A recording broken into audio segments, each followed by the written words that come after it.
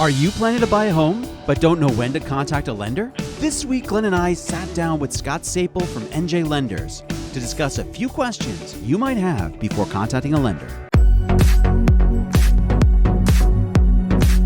It's Glenn and Rob with My House NJ. Today we have a great guest. We have a mortgage expert. It's Scott Sayol from NJ Lenders joining us. So Scott, when should a home buyer get their pre-approval? Getting a pre-approval should really be the first step in your home buying journey. We'll let the sellers know that you're qualified to buy that house, that you have the power of the bank and the ability to finance it.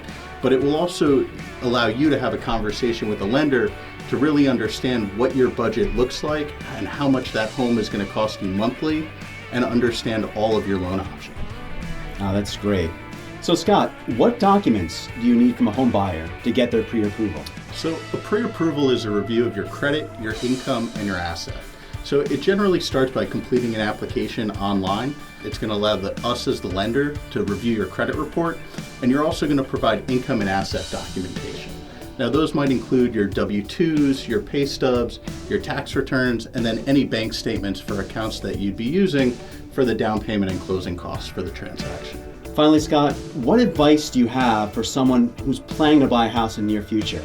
Well, I think it's very important that you sit down, with your family and you create a monthly budget.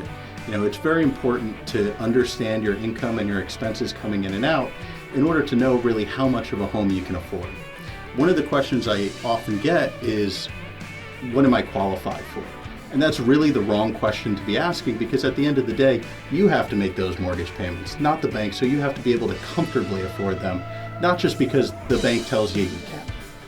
Just wanted to say thank you to Scott for joining us today. That was great information about, the lending process, pre-approvals, and mortgages in general. If you have any questions at all that pertains to anything that Scott talked about, please call him directly. His contact info will be at the end of the video.